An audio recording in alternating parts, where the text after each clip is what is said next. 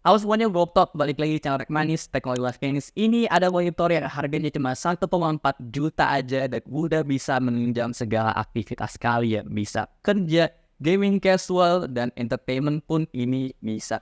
Ini namanya Philips 241 V8LB, jadi kita akan bahas, langsung aja masuk ke videonya.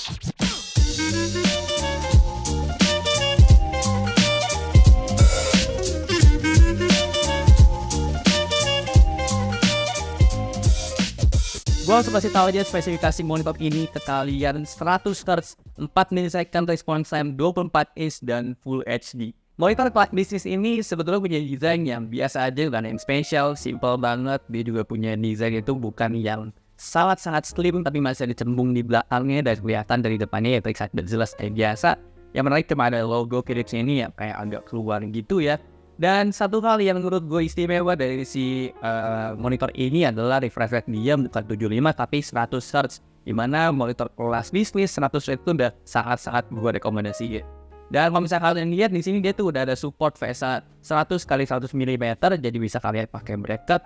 Plus dia punya port itu udah ngadep ke bawah, jadi enak mau pakai bracket yang nempel gini. Walaupun untuk dipakai kerja doang, refresh rate segini pun ngaruh. Kalian mau browsing di internet, baca-baca artikel, scrolling, dan segala macam, ini akan kelihatan lebih enak. Pun kalau kalian mau main game, jadi lebih ngaruh tentunya. Gue main Apex Legends pun lebih enak dibanding gue pakai monitor yang 75 Hz. Jadi ya gue tentu rekomendasiin ke kalian kalau misalnya kalian emang orangnya itu lebih kerja, cuma pengen main game juga, dan tentunya nggak terlalu kompetitif lah ya. Monitor 24 inch 100 Hz ini dia pakai panel VA yang memang secara view angle itu lebih terbatas daripada IPS. Dan secara warna tuh kalau misalnya gue lihat by default ini warnanya emang cenderung lebih VG gitu dibanding IPS pada umumnya. Cuman kita bisa adjust lagi nanti setelah dikalibrasi. Kita akan coba lihat datanya si monitor ini by default. Data yang dihasilin bukan yang paling bagus dengan benchmark color space di sRGB dapetin akurasi putih yang belum maksimal ya. By default warnanya masih terlalu cold, rata-rata di 7500 Kelvin. Akurasi warna masih di atas 2,16 delta I yang kalau dilihat secara grafik sebetulnya nggak jauh-jauh banget. Tapi karena ada beberapa warna yang miss cukup jauh bikin data itu jadi kurang akurat dan nilai itu jadi gede.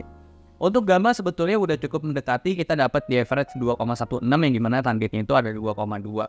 Philips 241 V8LB ini dia versi preset sRGB juga, cuman setelah gua tes di sini nggak terlalu ngaruh ya perbedaannya dibanding defaultnya tadi. Cuma menariknya preset sRGB-nya dia itu nggak ngelok si brightness dan kontras, jadi kita bisa atur sesuai dengan kebutuhan kita. Hasil pengetesannya dapat data kalau akurasi warna putih pun masih di range yang sama kayak preset defaultnya tadi, dan gamanya juga masih mirip-mirip. Jadi kayak perubahan itu sangat-sangat tidak signifikan. Dari Philips juga dia nggak banyak gimmick, ya kita nggak dikasih banyak opsi untuk preset warna, cuma ya itu aja, dan makanya gue langsung mau kalibrasi si monitor ini. Gue kalibrasi pakai preset user yang kalian bisa lihat untuk settingan RGB-nya dan brightness-nya juga gue targetin itu di 200 nits. Hasilnya kita dapat warna putih yang lebih akurat di 0,56 delta I, warna pun juga lebih akurat jauh di 0,83 delta I. Cuma satu warna biru aja yang hasilnya itu masih jauh dari target. Secara gamma pun jadi lebih rapi, targetnya di 2,2 dan ini bisa di-push lebih akurat. Perbedaannya itu emang terasa dari sebelum dan sesudah dikalibrasi jadi lebih enak warnanya, hitamnya juga jadi lebih berasa.